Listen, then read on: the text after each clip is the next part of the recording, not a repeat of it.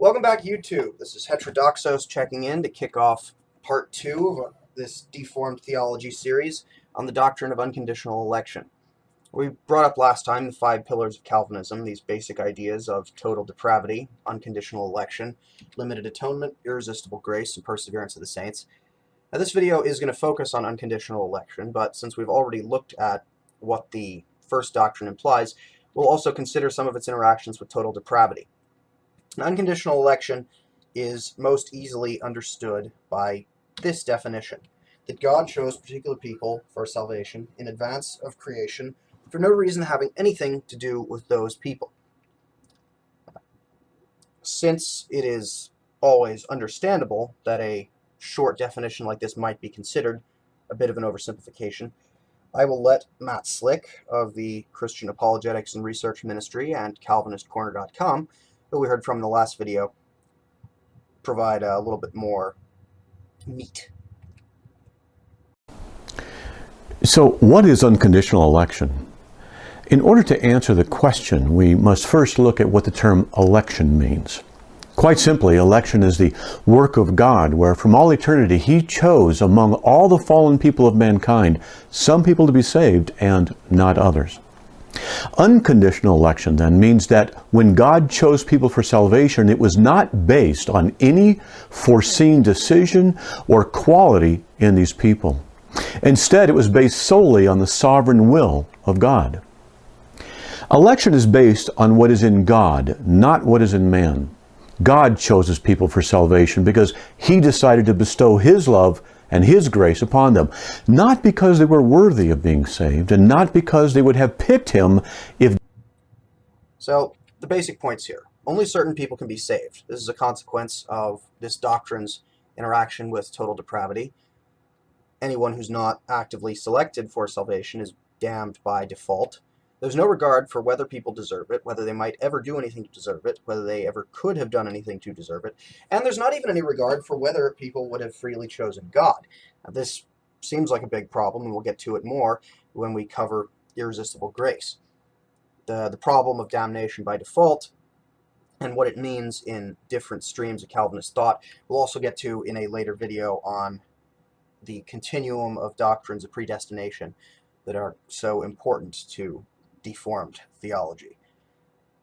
The saved Calvinist, having been uniquely and personally chosen by God for no particular reason, functions then as what a friend of mine who writes Catholic apologetics referred to as a gray spot, acting out a script that they and hardly anyone else was handed, that everyone else was not handed, and they had to fall back on the script that God handed them because of what Adam did. The works of others in this line of thinking count for our damnation, and our own works don't count whatsoever for our salvation. Now hold on there, I'm sure you're thinking, wait, Matt, this can't possibly be right. Matt's got to object to this. Well, let's hear from him again. God's election doesn't mean in any way we don't have free will. You see, free will is the ability to make choices, and people certainly make choices. The doctrine of election has no bearing on whether or not someone is free to make choices. But because unbelievers are slaves of sin, Romans 6:14-20, because they are haters of God who do not seek God, Romans 3:10, 11, and 12, and they cannot receive spiritual things, 1 Corinthians 2:14, because of this, they will always freely choose to reject God. There is a serious no true Scotsman fallacy going on here. Anybody who can live is defined to have been saved. Apart from the fact that if this doctrine were wrong, is assumed, if any of these precepts are accepted, there'd be no way to know if this doctrine was right or wrong. It's pretty obviously wrong in the context of the scripture from which Calvinism claims to derive itself. If our deeds account for no part of our salvation, but other people's deeds count for the whole part of our damnation, then the God described by Calvinism is truly omnimalevolent. Evil to the core, evil to the bone, evil in every respect in which evil would matter to us. And Matt's definitely going to take issue with this. Or is he? Section number 5. If God elects one person for salvation and not another, then that is not fair. Well, what is fair? See, what is fair for you, what is fair for us, is that we all go to hell, since we are all sinners. God shows His grace and chooses people for salvation. And here's an interesting problem. Morality here, as we just noted, is defined to be unsatisfiable by someone who wants to satisfy it, as opposed to being satisfiable by people who've been chosen to satisfy it.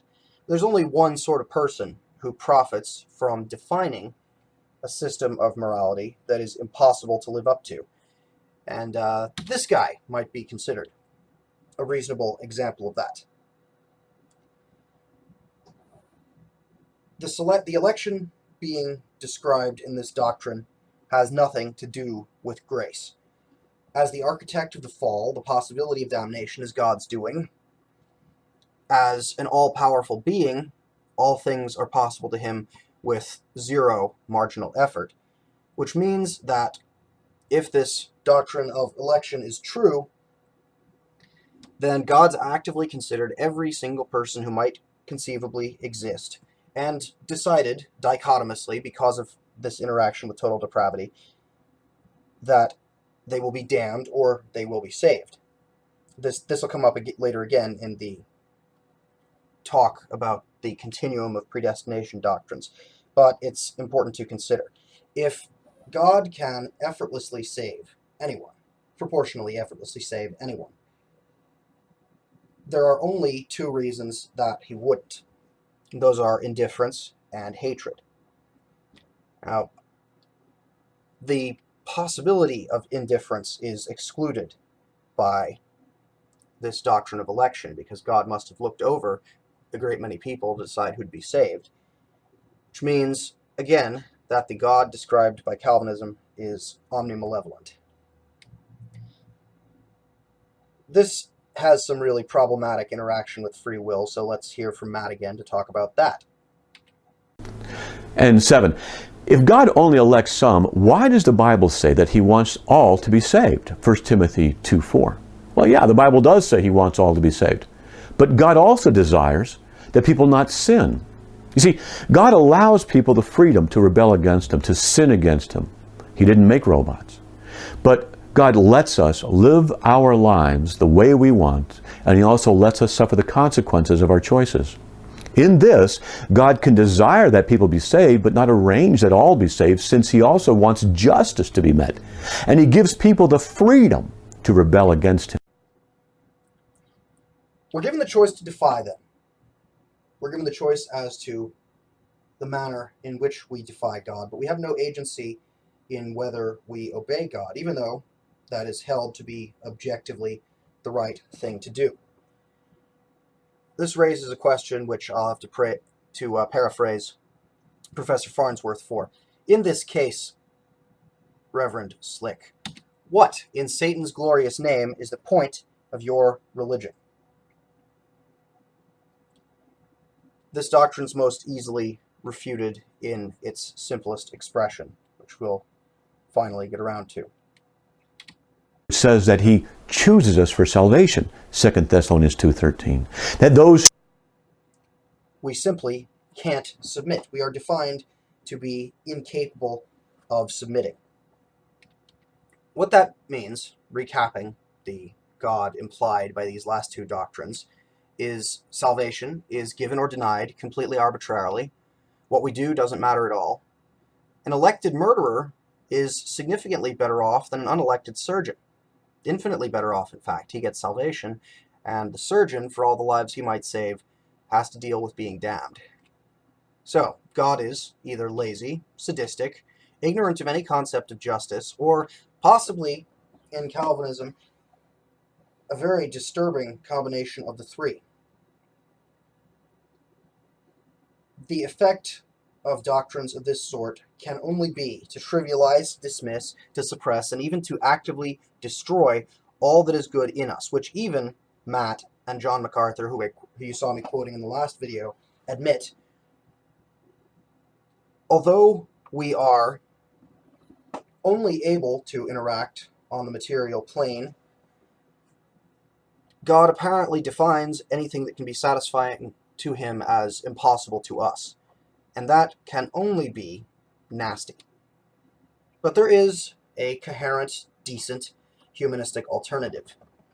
Simple precepts by which we can deal decently and do right by other people. The negative golden rule is a good start. Refrain from treating others as you wouldn't want to be treated. But it's not exhaustive because, as Christopher Hitchens noted in one of his many debates, what does someone who would never treat someone as he wouldn't want to be treated do when confronted with Charles Manson? And for that, we come back to a second principle which covers the remainder of cases. That's the categorical imperative.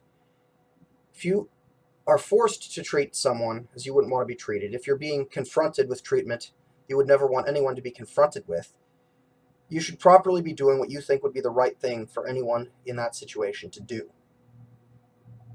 Between these two ideas, broadly speaking, we can deal honestly with each other, we can do right by each other, we can live humanely, and that is a possibility entirely foreclosed by this deformed theology.